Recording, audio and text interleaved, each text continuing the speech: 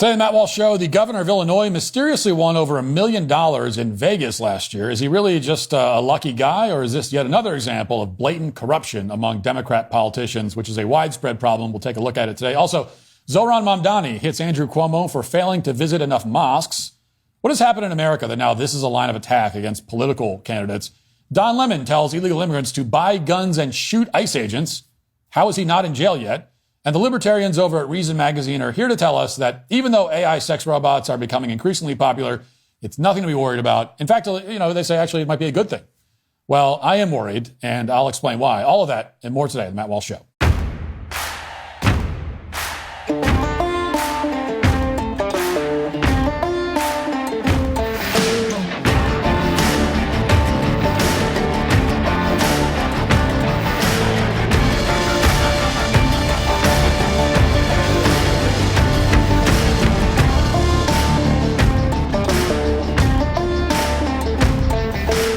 Our society works because of the freedoms guaranteed by the First Amendment. Americans should be able to speak openly about honesty, family, and traditional values without retribution, and that's a principle Pure Talk proudly supports.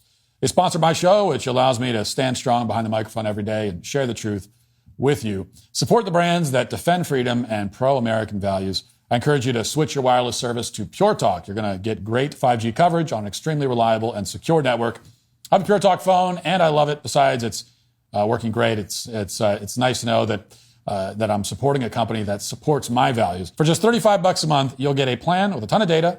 You'll also get a free 1-year membership to Daily Wire Plus, and that's how much Pure Talk believes in what we do at the Daily Wire.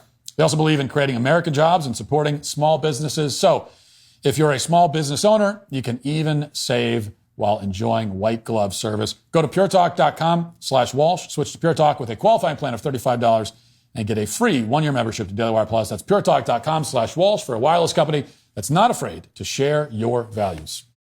Courtesy of Hunter Biden, all of America recently received a crash course in effective ways to launder millions of dollars. As it turns out, it's nowhere near as complicated as the movies make it seem. In reality, even when you're the son of the President of the United States, you can collect dirty money in plain sight. And one way to do it is to get a do-nothing job, which you're not remotely qualified for, and then collect paychecks without ever showing up to work.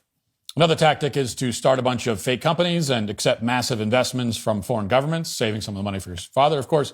Alternatively, if you're feeling especially bold, you could get into finger painting and sell your great works of art for millions of dollars to anonymous buyers. Or if you're Hunter Biden, you could do all of the above.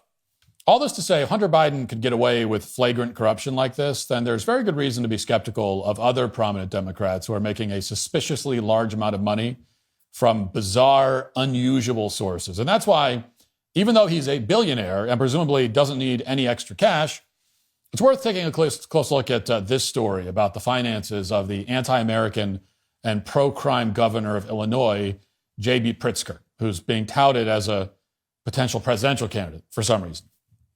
This is from the New York Post. Quote, billionaire Illinois Governor J.B. Pritzker and his wife pocketed $10.7 million worth of taxable income last year, including $1.4 million that he won from playing blackjack in Las Vegas, according to tax filings released by his campaign.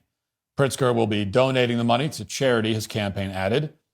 An heir to the Hyatt Hotels Corporation family fortune, Pritzker has a net worth of about $3.9 billion, according to the latest estimates from Forbes.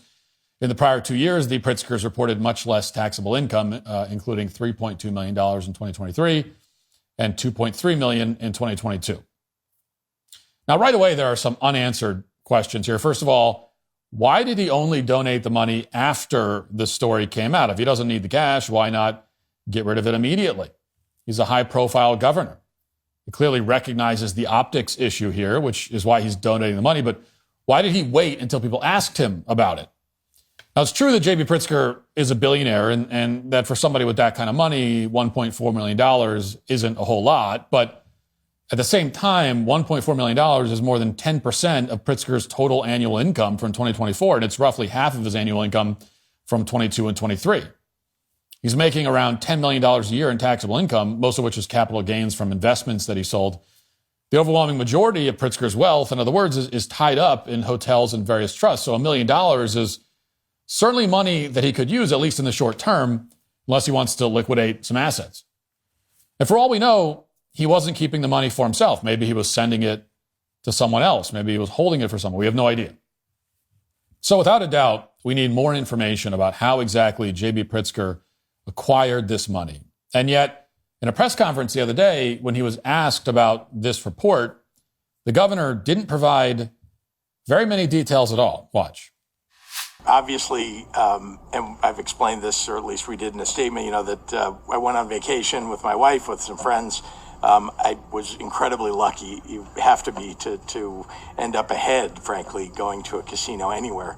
It was in Las Vegas, and I like to play cards, and so that I founded a charitable poker match here in Chicago called the Chicago Poker Challenge that has raised millions of dollars for the Holocaust Museum here. And particularly to stand up for civil rights. That's much of what the Holocaust Museum does. Now, even if you don't know much about casinos or blackjack, and I don't, you could tell immediately that something is off with this answer. He doesn't provide any specifics at all. He just says that he got lucky in Vegas, laughs a little bit, and immediately pivots to talking about a completely unrelated topic, which is some charity poker organization that he has in Illinois.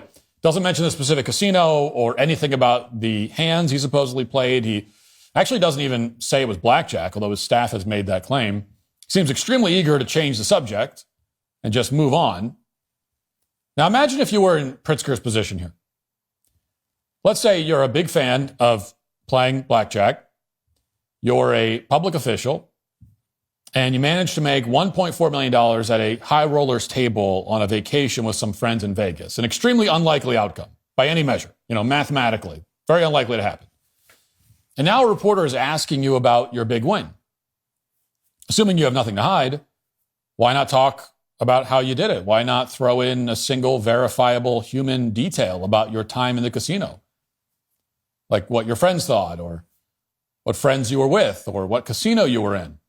How many hands you played, whether you had any particularly amazing plays, anything at all. Even if you're bashful and you don't like bragging about your wins, you must have some understanding of how bizarre the whole situation looks. You're the governor of a state, and you won over $1 million gambling in Las Vegas. It's like you can't do that as the governor without explaining yourself. You can't have big financial windfalls like that out of the blue without explaining it. And you should, if only to reassure everyone that this wasn't bribe money, because that's obviously going to be the very logical suspicion. And, you'd probably say something about what happened so as to alleviate that concern. But J.B. Pritzker wasn't forthcoming at all. And for that reason alone, there needs to be an immediate federal investigation. Someone needs to pull the tapes from the casinos, for one thing. Presumably, if he actually made all this money in one night, there's footage of him at a blackjack table somewhere. I looked online because, again, I don't know a lot about blackjack and gambling. I've been to a casino like one time in my life. So I looked online to see what some blackjack players thought about this whole situation. And here's one take from somebody assuming that Pritzker was playing $100,000 hands of blackjack, which is at the high end, even for high rollers. But even to make this like remotely plausible, you have to assume that he's playing that kind of money. And here's what it says, quote, "That's still 1,400 hands he'd have to play in order to get to $1.4 million. And that's if he's so good at blackjack, he can maintain that 1% edge, which is on par with some of the best blackjack players in the country. So let's say he's an average blackjack player making $100,000 bets per hand.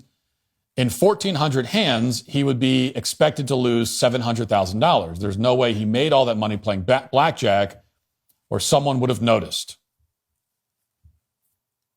So that's what it would take. He'd have to be the best blackjack player in the country, betting $100,000 hands and playing 1,400 hands.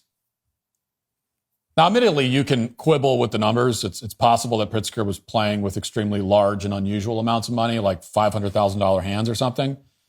But if that's the case, you have to wonder, why is he doing that exactly? Why would he go to a casino and risk a significant chunk of his annual taxable income when he doesn't need the cash? He's supposedly just hanging out with some friends and family. Did the casino notice Pritzker doing anything unusual, like card counting, which would enable him to win so much money? If so, did they stop it? Does the casino have any connections to Pritzker? At best, given what we know, this seems like degenerate behavior. I mean, you don't win $1 million in Vegas without being a degenerate gambling addict, at best. At worst, it's money laundering or a bribe. And regardless, again, there needs to be an investigation. And this investigation should not end with J.B. Pritzker. We've spent so much time talking about political violence by Democrats, and rightfully so, that we often overlook the obvious pervasive corruption in the party as well. For example, you probably missed this story from last April when Kamala Harris was vice president. Quote, Vice President Kamala Harris's stepdaughter opened her textile exhibition Thursday at a cannabis store on the Lower East Side where she peddled knit portraits for several $1,000s. Ella Emhoff, whose father is second gentleman Doug Emhoff, debuted her knit pieces, which she said marks her transition out of the fashion world and into her new phase of life as an artist. Harris's stepdaughter was asking for $4,500 for a textile of two heart-shaped Gucci hair clips, a 1,400% markup from the designer accessories after which they were modeled. Now, you can only imagine why somebody would pay a 1,400% markup for Ella Emhoff's textiles. Maybe we'll get the answer to that question someday. After all, Biden pardoned his own family, but he didn't pardon Kamala's. In the meantime, we're learning about several more Democrat fraud schemes in California where money, including your federal tax dollars, was stolen from programs that are supposed to develop housing for homeless people.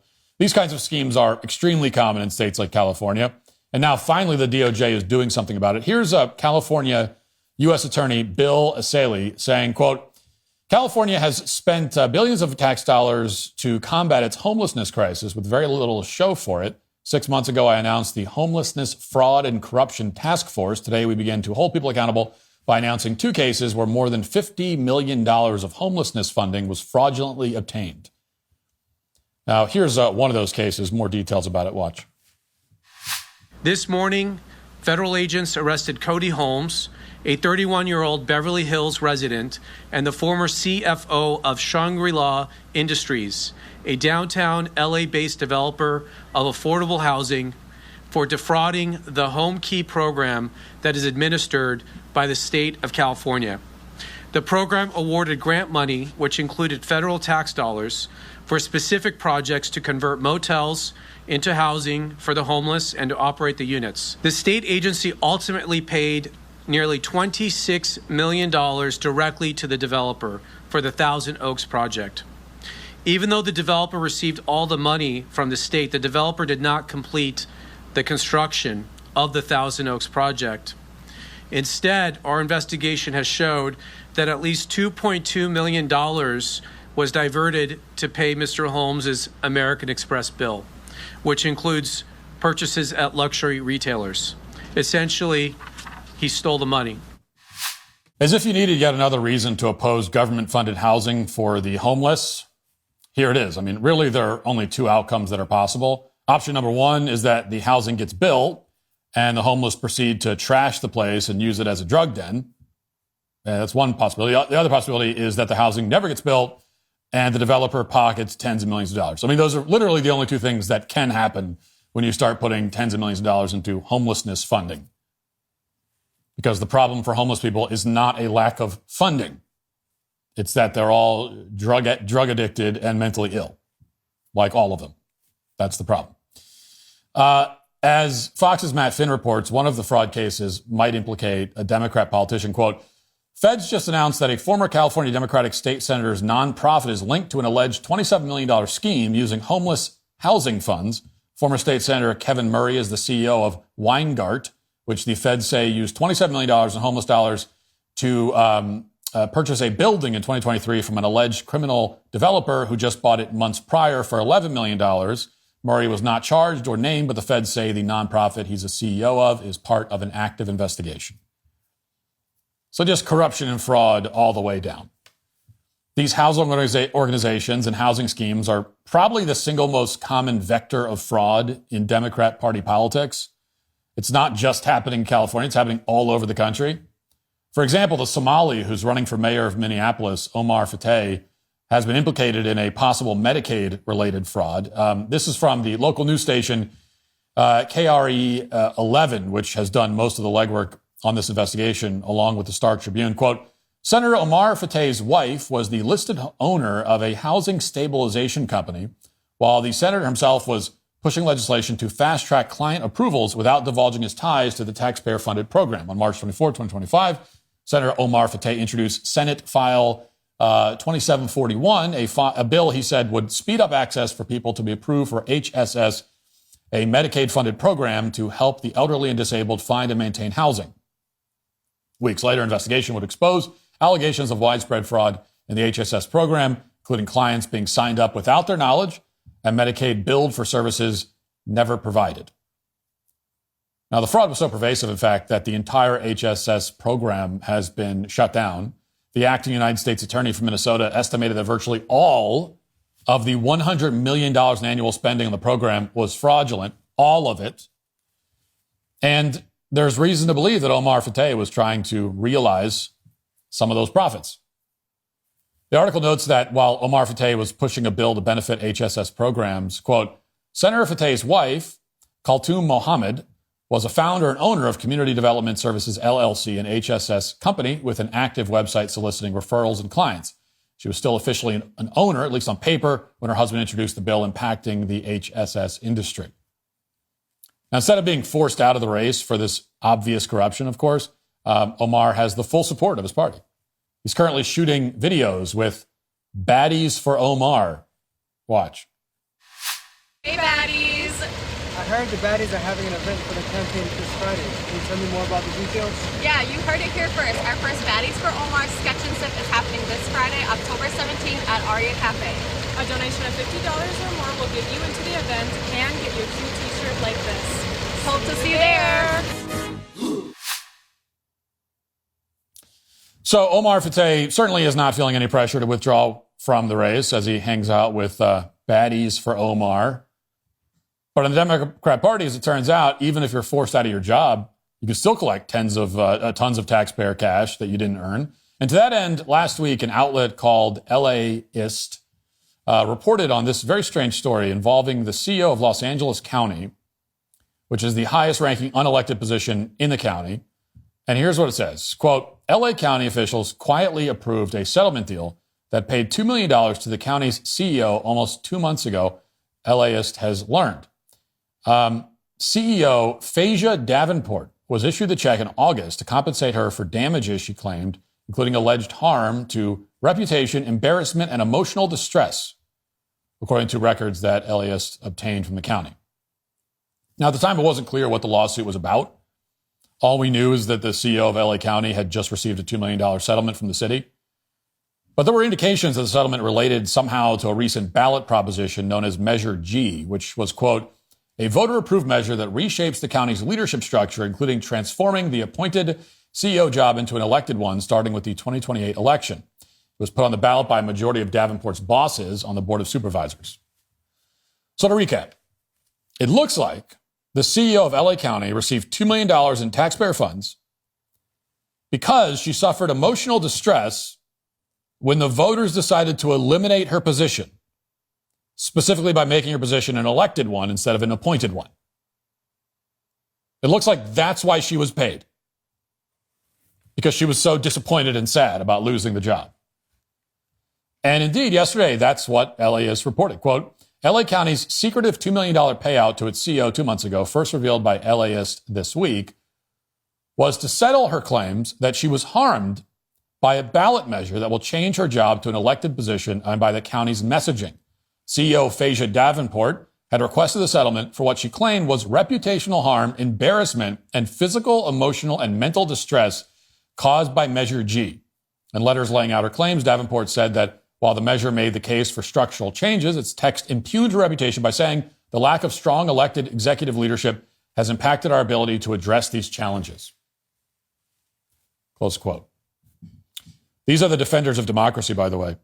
The defenders of democracy, if you try to change their job to an elected position so that you can democratically vote on it, you have to pay them $2 million because it makes them sad. Now, in response to these allegations, a majority of LA County supervisors agreed to give her $2 million as a lump sum, which Davenport demanded, quote, to earn interest on the funds to help mitigate the lifelong impact of Measure G on my retirement allowance. Now, this is, of course, obvious fraud. It's more waste and abuse. They're paying millions of dollars to politicians who are humiliated that they got fired, essentially. And if you vote for Democrats, this is what you're supporting. No party in American history has been more committed to looting the Treasury than these people. It is the same party that spent $140 billion to construct a high-speed rail between San Francisco and Los Angeles more than a decade ago, and they still have not even come close to actually building it. Should we be surprised by any of this? Of course not. You know, a party that's willing to murder its political opponents and let violent criminals go free isn't going to hesitate to steal your money. And stealing your money is probably the least damaging thing these people do. And that's one of the reasons why it doesn't get the attention that it deserves. Because people hear it and they're like, yeah, well, they're also killing us. I mean, she stole $2 million? That's nothing compared to when they're literally shooting at us. But at the same time, every now and then, it is worth talking about just how rampant their grift really is. It is staggering by any measure. And before any more Democrats go to the casino or sell textiles or funnel money to their wife's NGO or sue for emotional distress because they got fired, the Trump administration needs to use the full force of the federal government to shut these people down. In a very literal sense, we simply cannot afford to tolerate this rampant corruption any longer. Now let's get to our 5 headlines.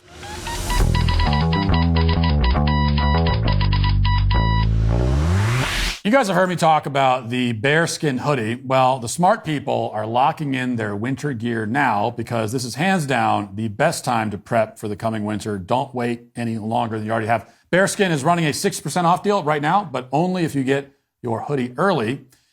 This hoodie, which I am wearing right now, in fact, is built like a tank. Micro fleece, 10 pockets with a clean, rugged fit that looks awesome. I think it looks great. And which is hard to do, it's hard to make something look good on me, but somehow they pull it off.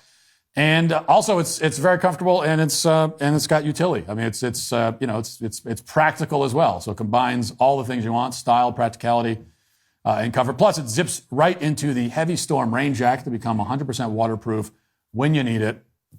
Now, as you can see, I'm, as I said, wearing my bearskin hoodie, right now. And if you want to get your own bearskin hoodie, I mean, if you're inspired by how dashingly handsome I look in this, then do yourself a favor. Text the word Matt to 36912 to lock in your 60% off. Again, text Matt to 36912. You get a link sent straight to your phone so you can check it out later if you're busy right now, but you want to get on this right away. You get free U.S. shipping, fast delivery, and you've locked in your winter gear already, and that is a win-win. So don't wait till you're freezing to realize that your hoodie sucks. You need to get a new one.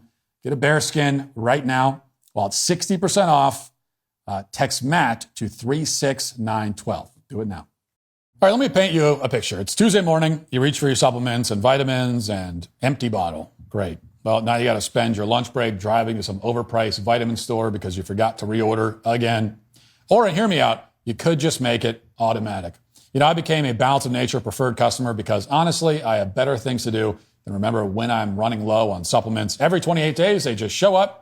Like clockwork, no brain power required. And here's the part, it's actually pretty sweet. You get the lowest price they offer every single time. No coupon hunting, no flash sale nonsense, just the best price automatically. Oh, and shipping, totally free. Every month, it's nice to see a company that doesn't nickel and dime you to death constantly. But here's what really surprised me. You get your own personal health coach, an actual human who checks in with you and helps keep you on track.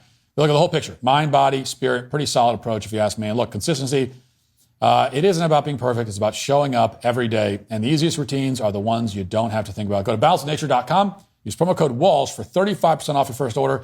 It's a preferred customer. Plus, get a free bottle of Fiber and Spice. That's balanceofnature.com. Promo code Walsh. Your future self will thank you.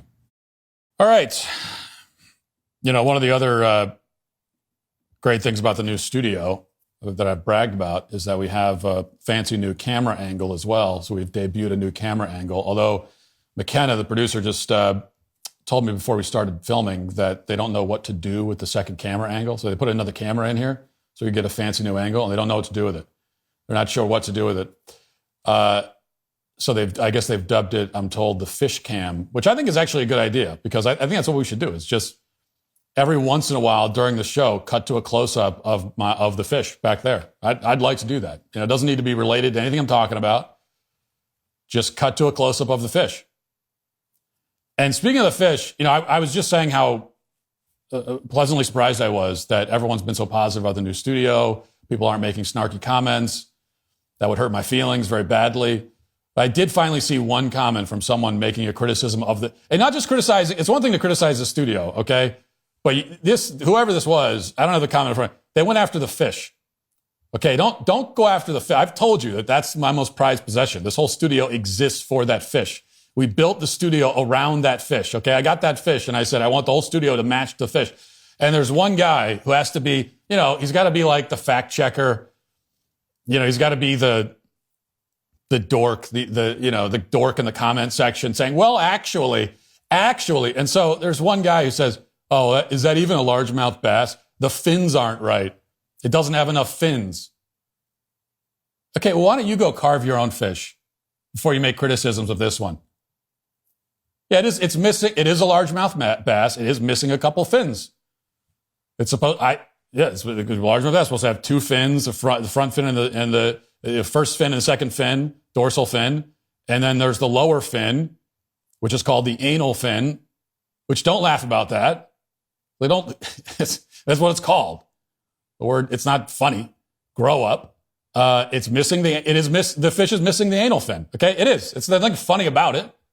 And that can happen in the wild. If you actually went fishing, you would know that. You can pull up fish that are missing all kinds of fins. You never know what happens deep down in the depths of the lake. It's tough business down there. Still a largemouth bass. And that's a beautiful carving. Priceless. It's a priceless work of art. And I think we should feature it in the show all the time, even more now that people are making their comments.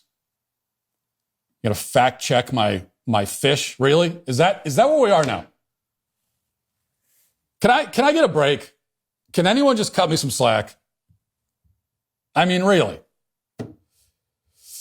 Now you're even fact checking my fish. I mean, it's just, look, it's a bit much. Okay, it's a Friday. All right, well, there was apparently a debate yesterday for the mayor's race, and I didn't watch it, of course, but I did see one clip from this back and forth that I want to talk about. Here's Zohran Mamdani, who is the far-left radical Muslim socialist. And here he is hitting Cuomo on a particular point. Listen. He had more than 10 years, and he couldn't name a single mosque at the last debate we had that he visited. And what Muslims want in this city is what every community wants and deserves. They want equality, and they want respect. And it took me to get you to even see those Muslims as part of this city. And that, frankly, is something that is shameful and is why so many New Yorkers have lost faith in this politics. Yeah, except, that is totally false. I worked with the Muslim community for many years. Name a single mosque you went to when you were the governor.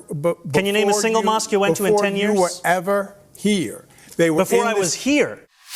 Now, I'm not really interested in defending Andrew Cuomo. He's certainly more sane and less anti-American than Mamdani, but that bar is low. That bar is not even low. That bar is it's buried 100 feet under the ground. I mean, you could crawl on your stomach and get over that bar.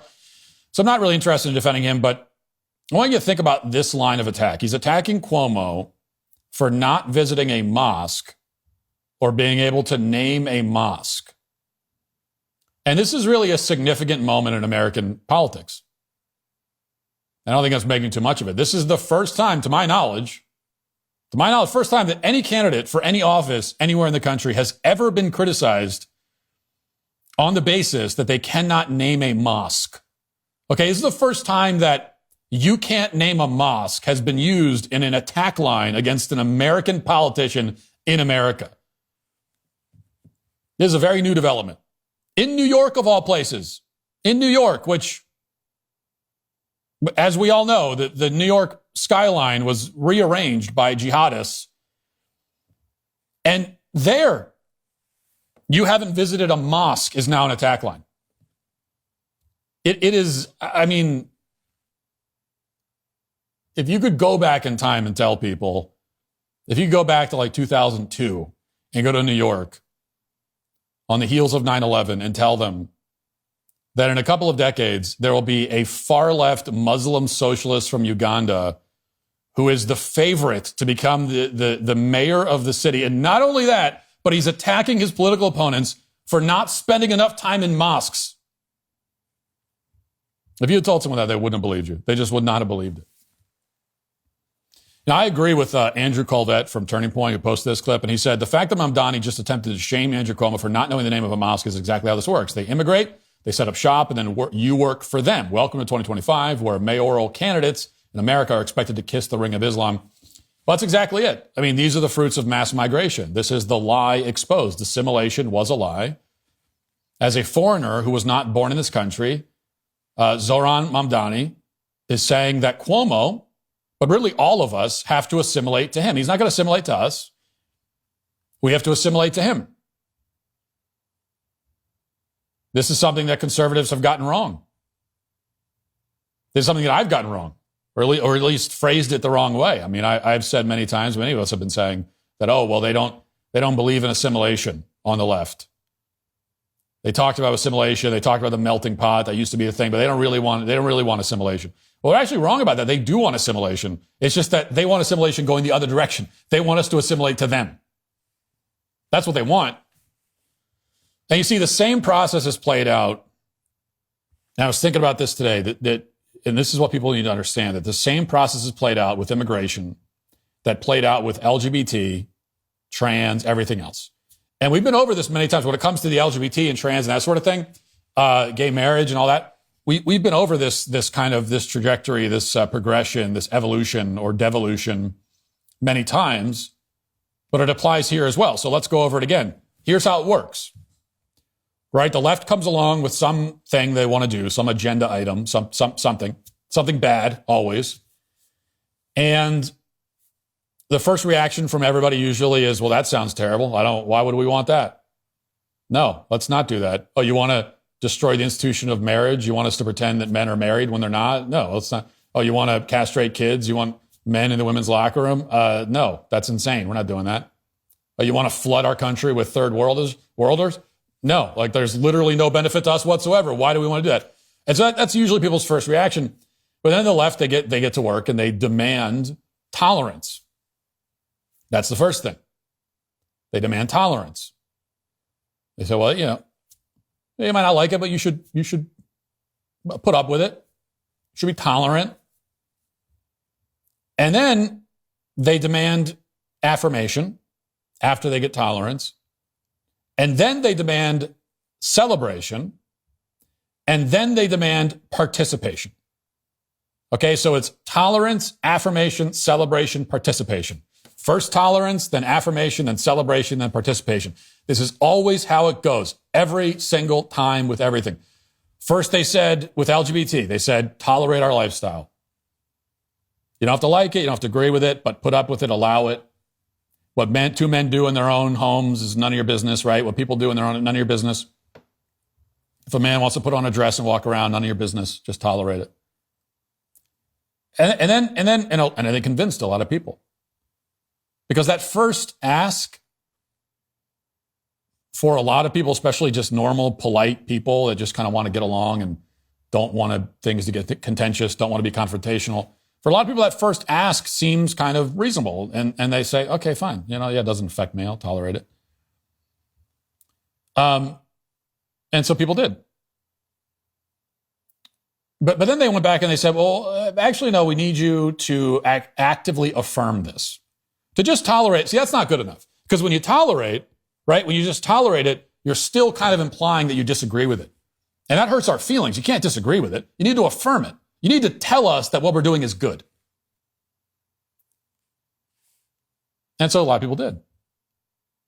And they came back and said, no, actually, no, what we need you to do is we need you to stand on the street corner and applaud as we march by in our parade. We need you to applaud us. We need you to actively, it's not enough to tolerate, not enough to just affirm. You need to actively celebrate. We need holidays. You need to set aside entire days and months on the calendar to tell us how great we are. And then, and many people went along with that. And then finally we get to the last step where they said, you know what? Tolerating, affirming, celebrating, all that is fine, not good enough. We need you to participate. We need you to actively be involved in what we're doing. You see how so quickly we went from, yeah, it doesn't affect you, doesn't involve you, just put up with it, to, you know what, actually it does involve you, and you need to be an eager participant in what we're doing. And so with LGBT, it was, say the pronouns, invite us into your bathrooms, so on and so on and so on.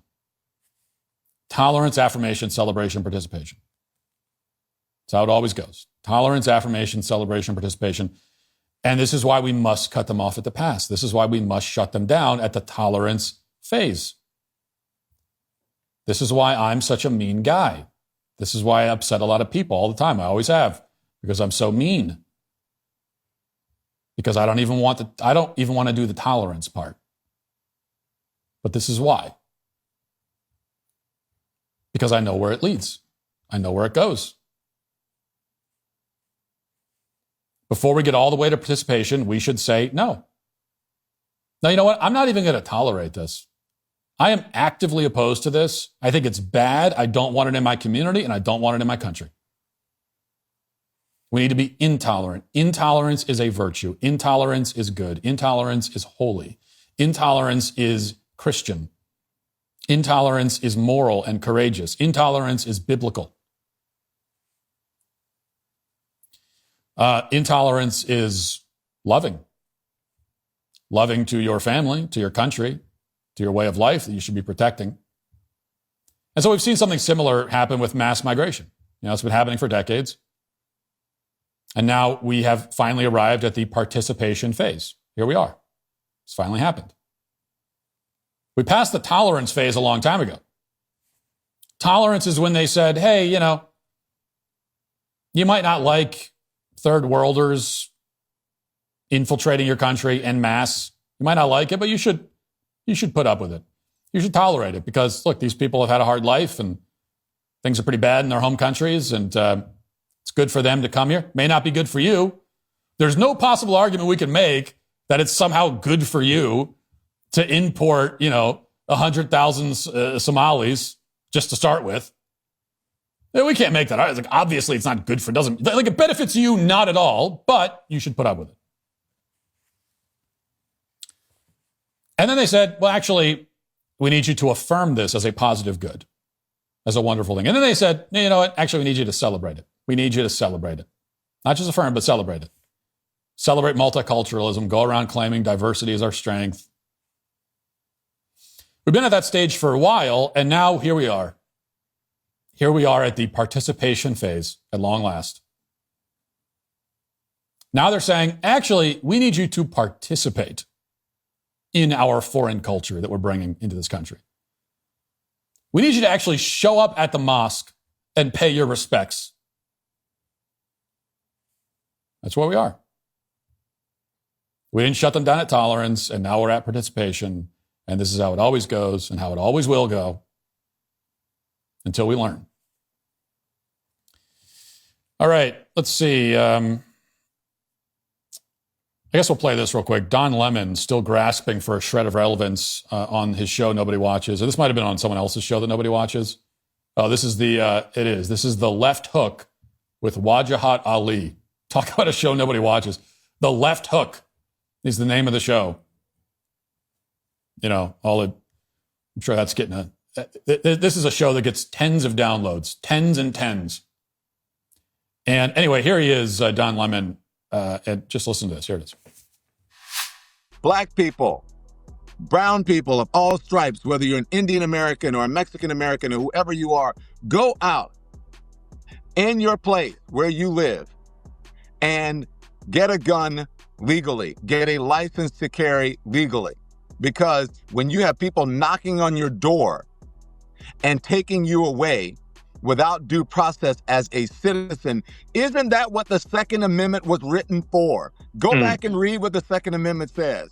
And perhaps it will knock some sense in the heads of these people who are saying, well, it's all great. I don't believe they're doing it without due process. They're asking people for papers. They're not really beating people up. These people are doing things that are illegal. Nobody is illegal. It is a misdemeanor to cross the border.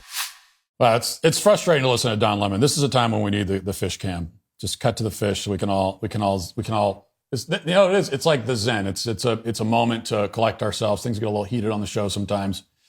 And so we just cut to the fish cam, calm down, and then we jump back into it. And we're going to skip over the part at the end where he says that that nobody is illegal. It's a misdemeanor. Actually, well, first of all, it's a misdemeanor on your first offense, just to be clear. Many of these illegals have crossed the border multiple times, many times, and it's actually a felony on your second offense. And so a lot of these illegals are multiple felons because they've crossed the border multiple times. But whatever, that's not the point. The first cross is a misdemeanor.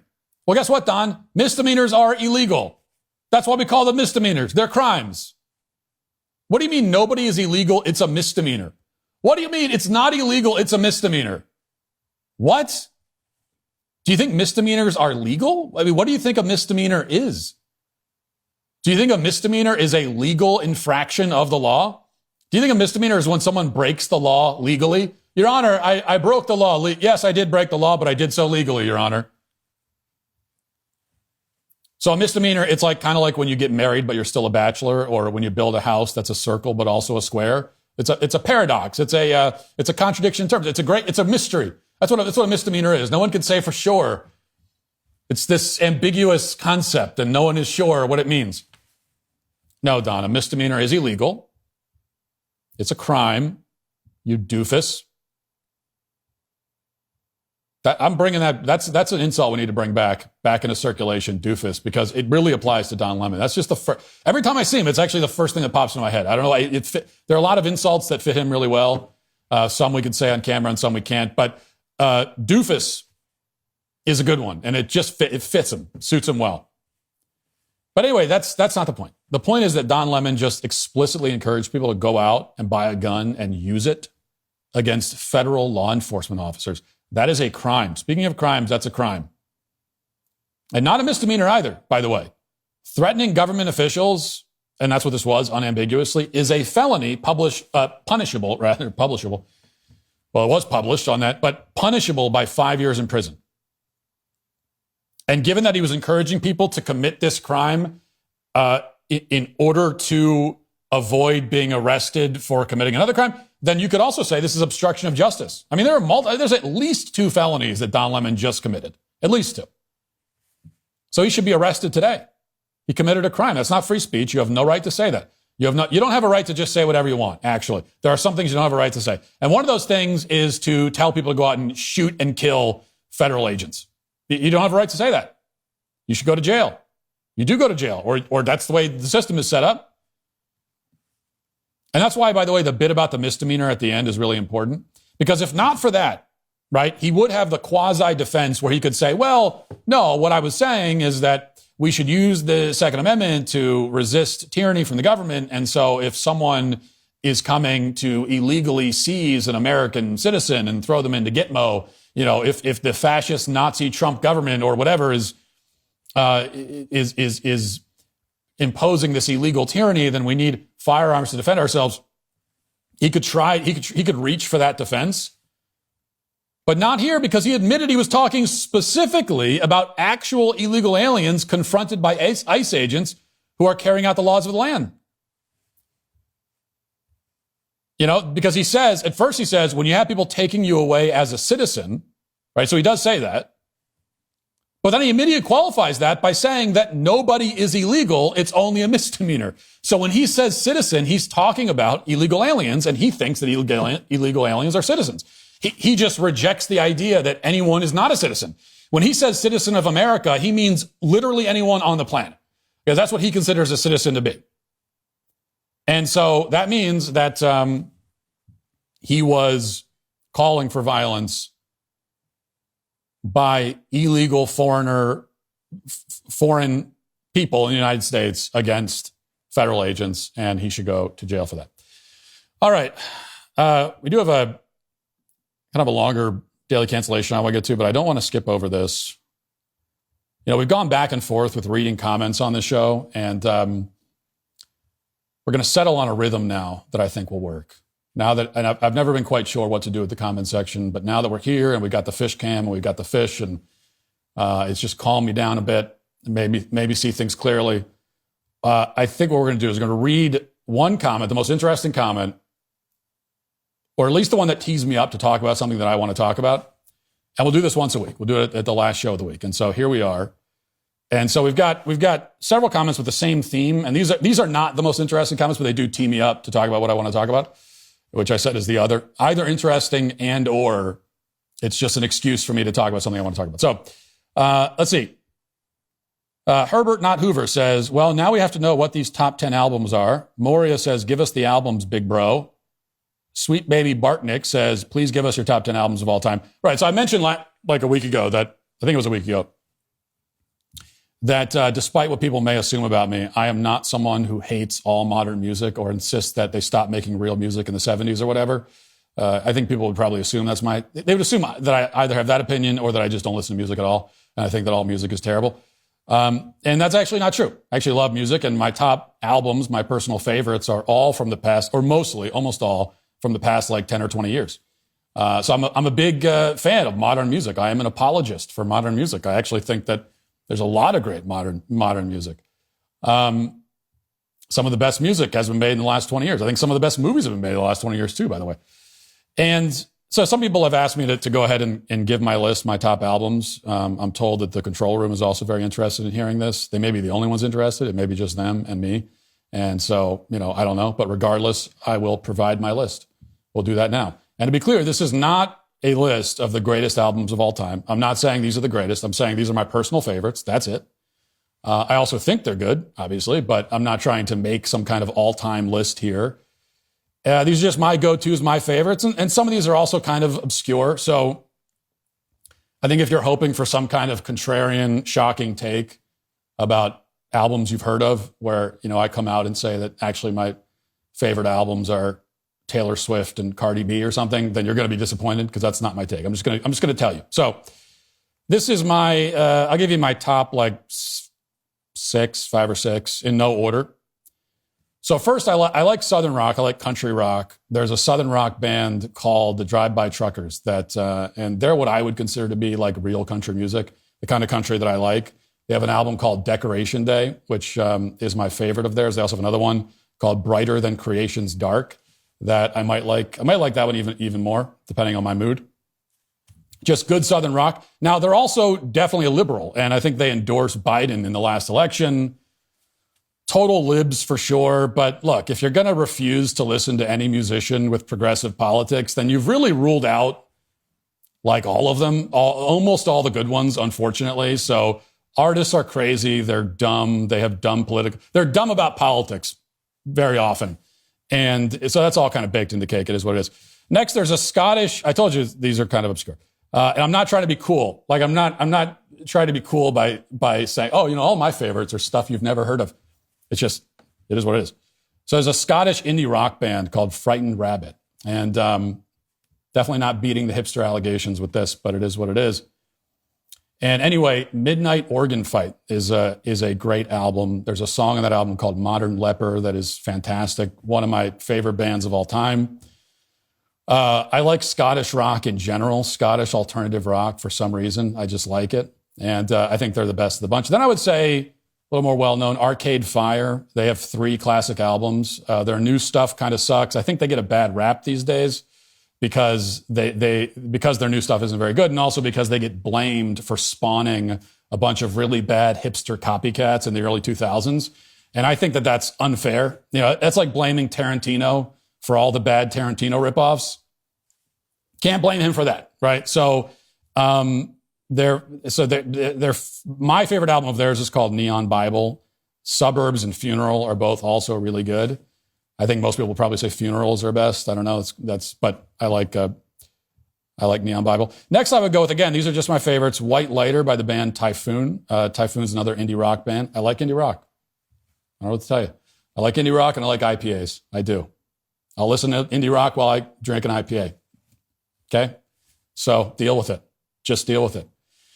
It's a good album. I mean, it wrestles with some really deep, weighty themes like death, mortality. But the sound is not bleak. This is one of those bands that has like 12 members and they've got a horn section. I like big bands with lots of instruments. And so there's this kind of tension between the lyrics, which are sometimes really kind of angry and in some ways bleak, but the sound, which is really vibrant and kind of joyous. And I think that's interesting. And so I like bands like that. And I also like, and then I like artists. I like the big bands like that. And I also like, if it's just a guy, an acoustic guitar and a harmonica. So I like that sound as well. And that brings me to my next one. Maybe my least well-known pick, or I don't know, but my favorite folk artist alive today, and I think the best songwriter alive today, is a guy named Joe Pug. And his album, actually it's an EP called Nation of Heat, is one of my personal all-time favorites. I love all his albums. All of his stuff is fantastic. Nation of Heat is the one I probably play the most. He's got a song on that album called Hymn 101, which I think is one of the greatest folk songs of all time, period.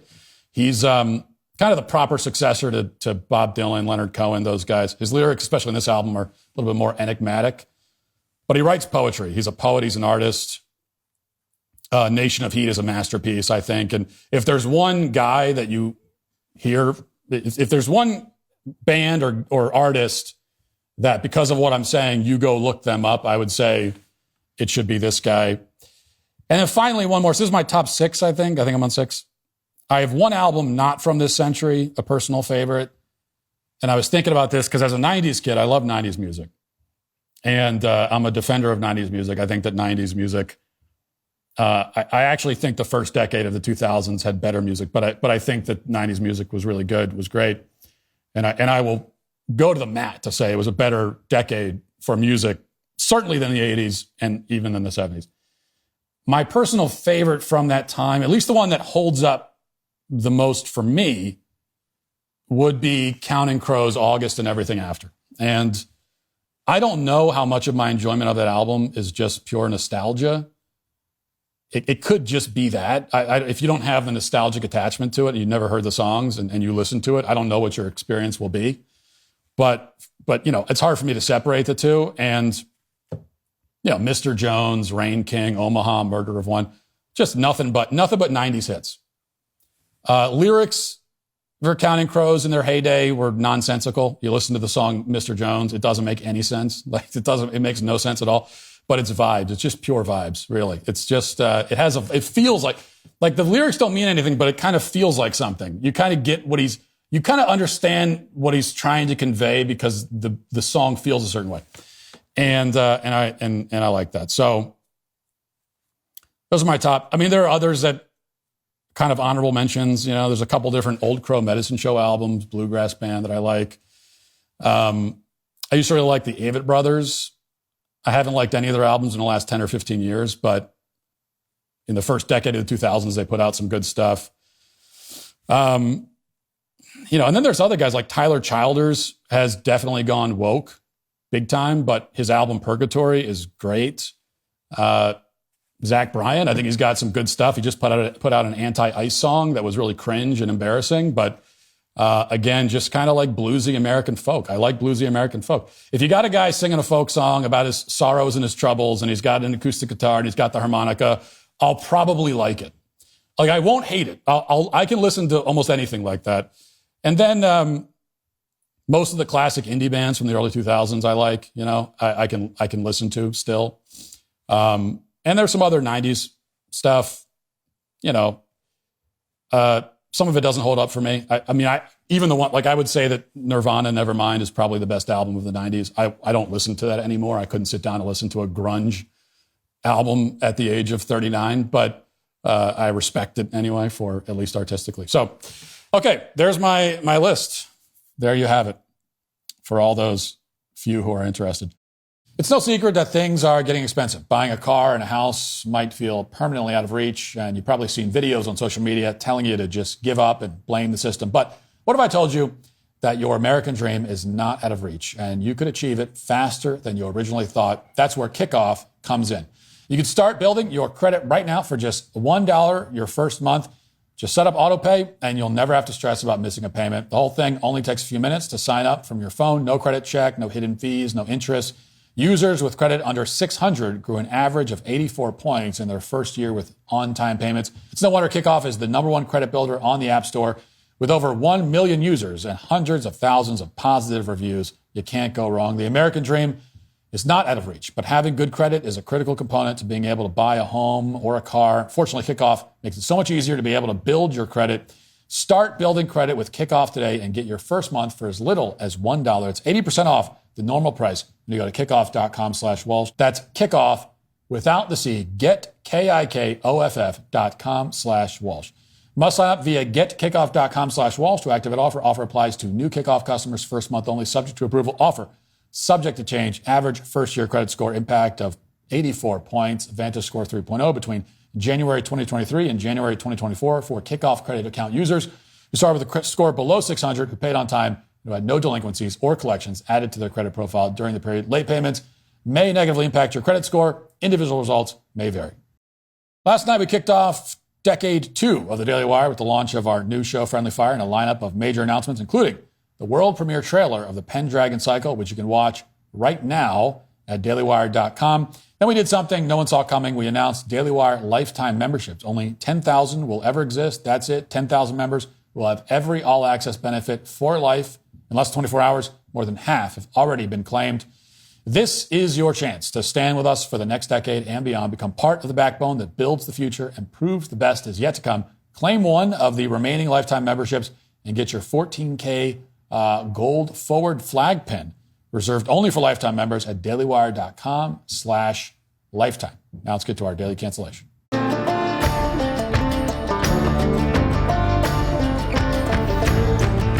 If you listen to this show, you know that I've been raising the alarm about AI for a while, and I'm certainly far from the only one who has been talking about it.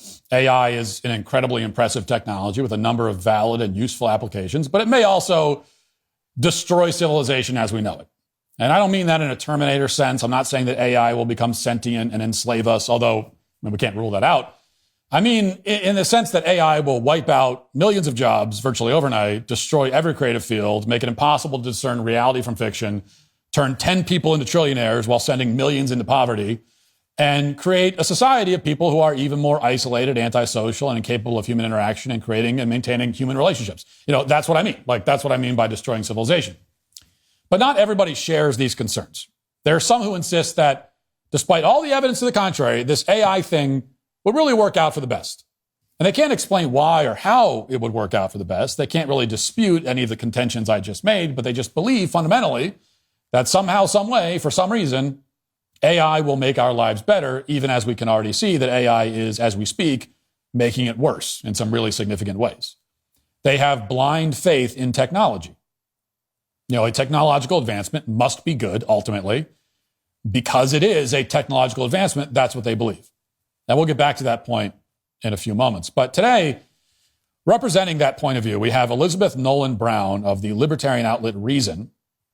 And she is here to defend not just AI in general, but specifically AI sex robots, in an article titled, "Sex Robots Are Here, and It's Okay." Now, she's apparently been on the sex robot beat for quite some time. Defending sex robots is an issue near and dear to her heart for reasons that we can only wonder about.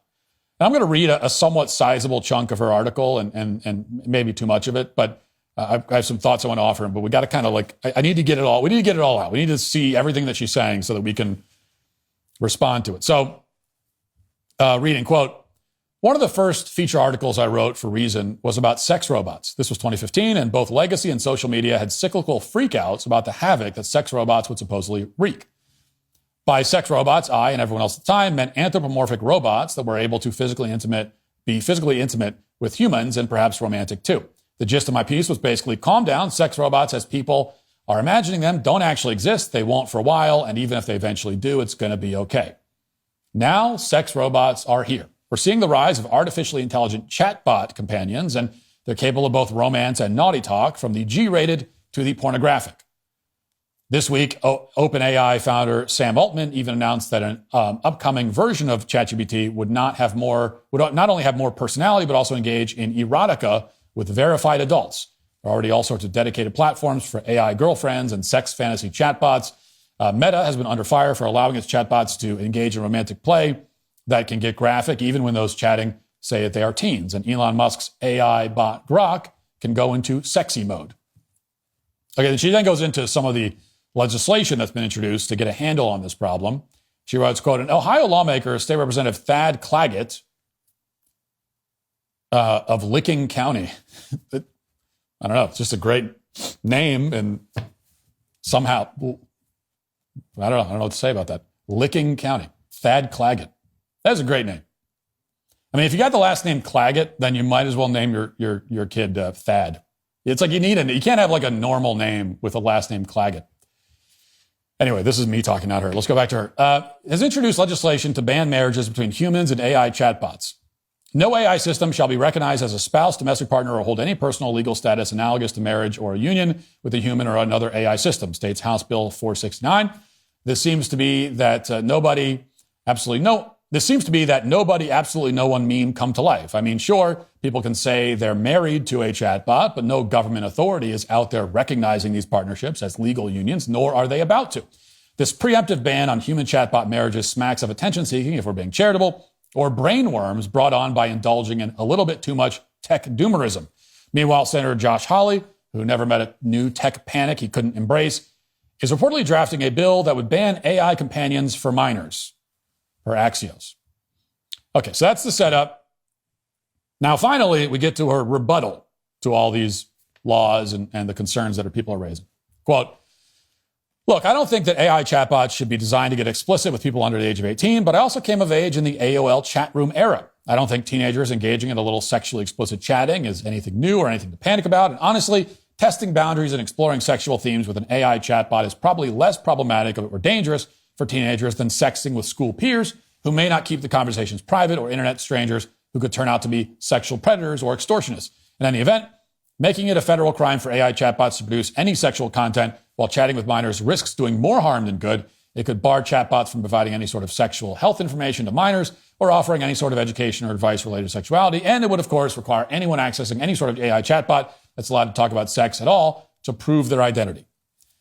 Now, she says that even AI sex robots will, probably only really become the predominant form of sexual relationships for certain subsets of the population. And that's her main contention, that it's not going to be widespread. It will only be certain people that really even use this stuff. Quoting, last quote from the article says, I'm not worried that chatbot relationships will, on a wide scale, overtake human romances, or even that sexy chatbots will put human sex workers out of work. Of course, everyone's different. Not everyone places the same value on emotional connection. And among those that do, the level of illusion of humanness provided by AI chatbots may be perfectly sufficient for some. This minority of users may decide that sexy chatbots aren't just a sometimes fun distraction, but as good as or better than a human companion. But it'll be a small minority, and regardless, heavy on people incapable or undesiring of sustaining a real relationship. Okay, I just read way more of that article than I preferred to or maybe needed to, but I wanted you to hear the whole argument, such as it is.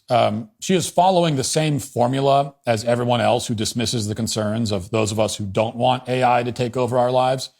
That's why I think it's worth considering her points in detail and considering how weak and self-contradictory they are. So let's go back and review a few things. First of all, she assures us that nobody is marrying AI, that no government is or will validate those marriages. And on a broader level, she says with confidence that AI relationships will not become a thing at scale. And if they really take hold, it will only be among certain small portions of the population, the misfits and the outcasts. And to that, I would say, even if it's true, your plan then is to what? Just abandon the outcasts and relegate them entirely to, a life devoid of human love and connection? You say only portions of the population, only the people who are already lonely and miserable will be doomed to this fate, and we're supposed to what? Just be okay with that? What happens next?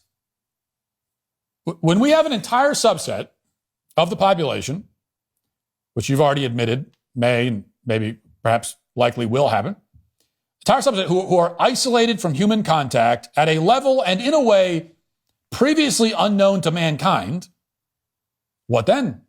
What happens to those people? What kind of people do they become? What effect does that have on society at large? And what happens when those people start clamoring for social acceptance?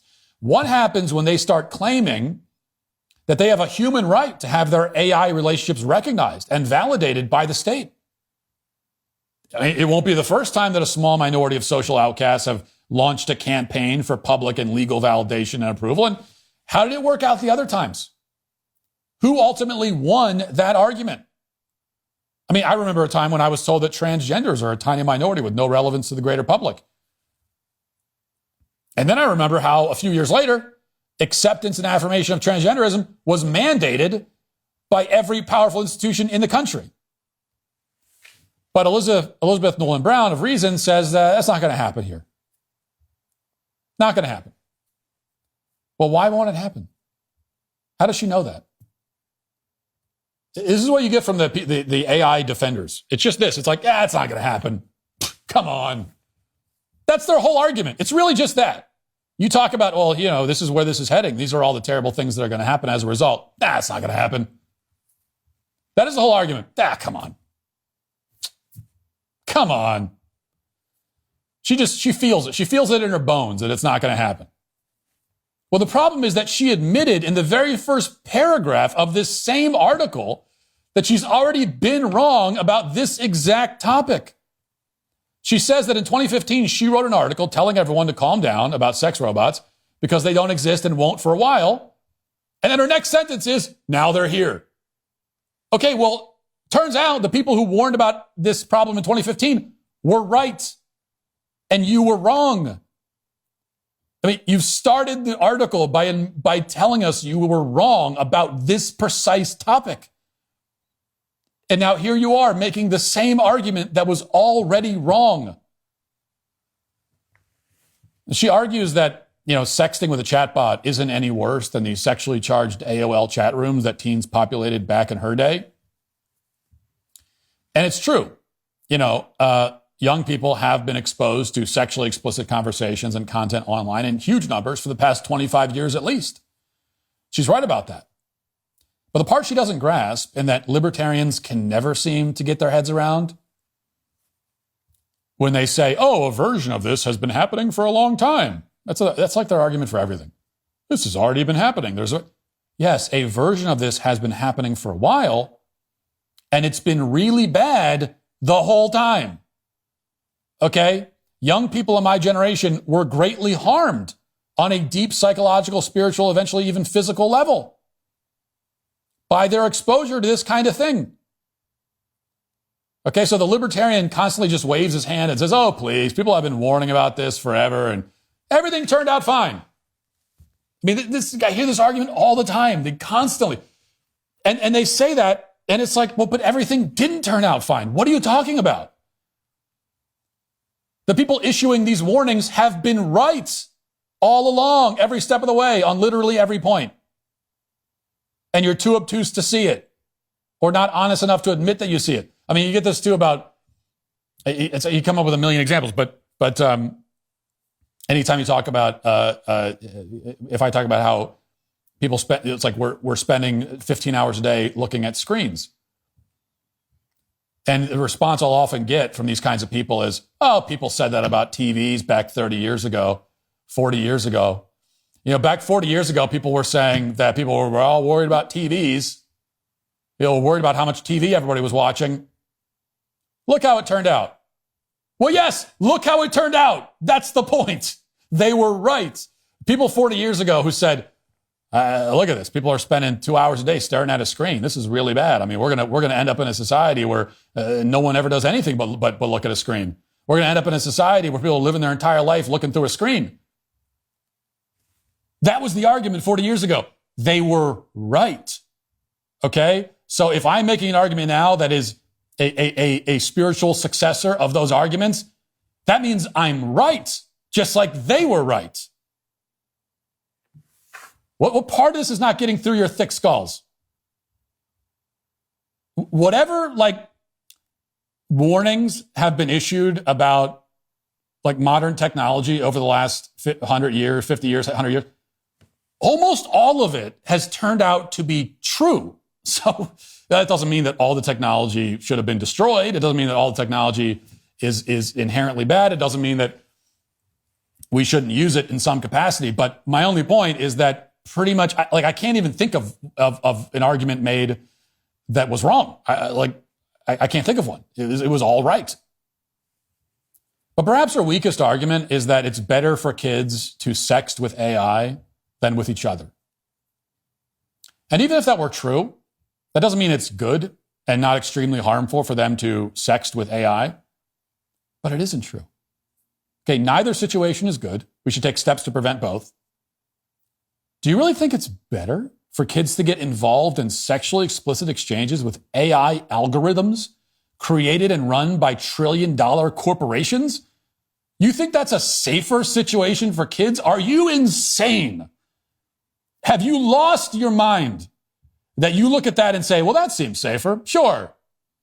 These freaking mysterious algorithms, no one even knows how they work. Right? The companies that make them won't tell us how they work. We don't know what goes into them. We don't know how they're programmed. We don't know anything about them. And I think it's safer for kids to,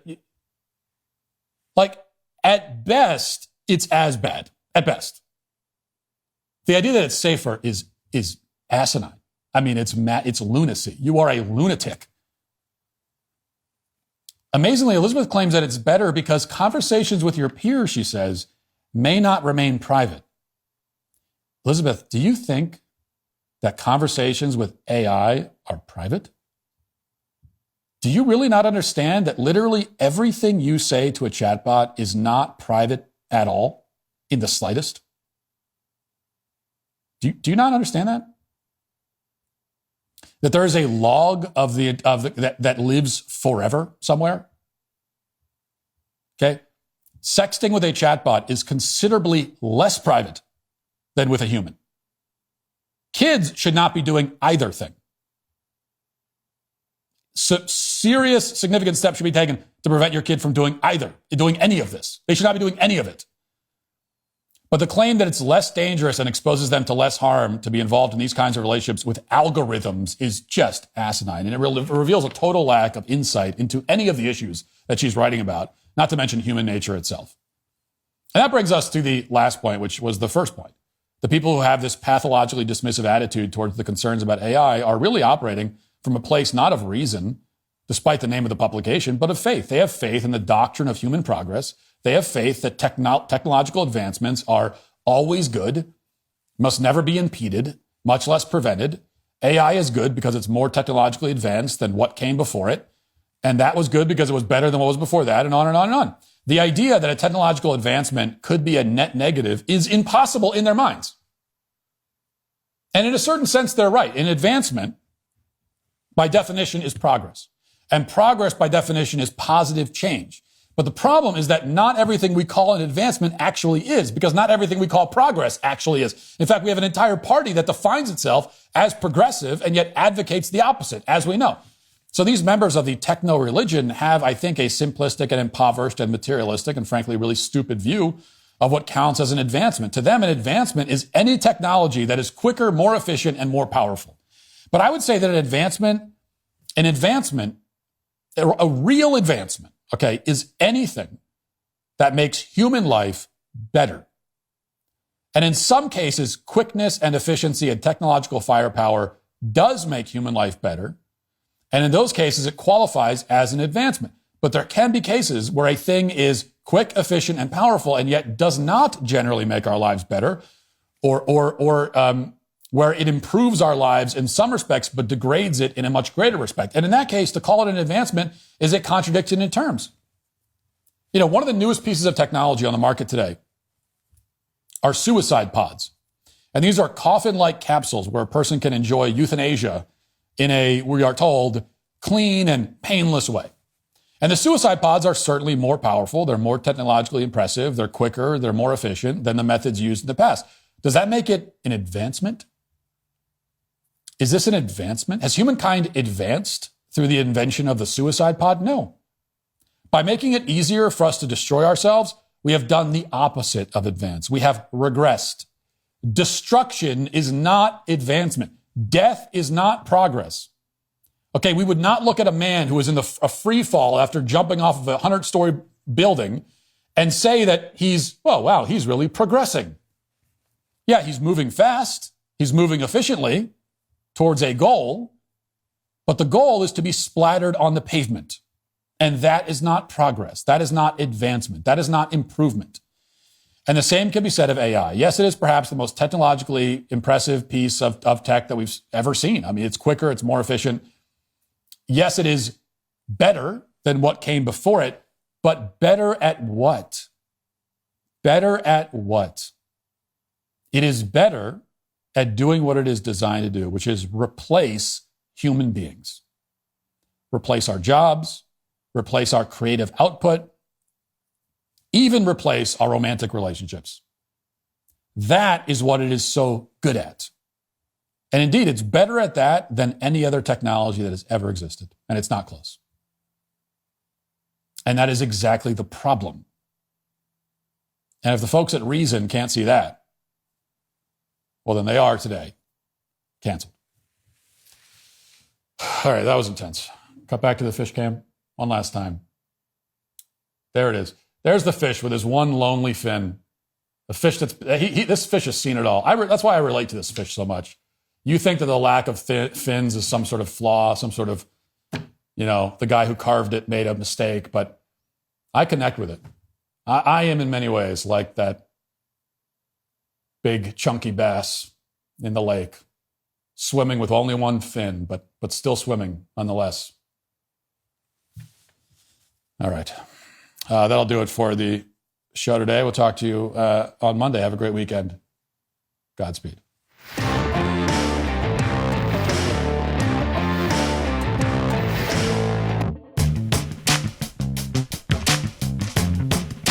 Hey there, I'm Daily Wire Executive Editor John Bickley. And I'm Georgia Howe, and we're the hosts of Morning Wire. We bring you all the news you need to know in 15 minutes or less. Watch and listen to Morning Wire 7 days a week, everywhere you get your podcasts.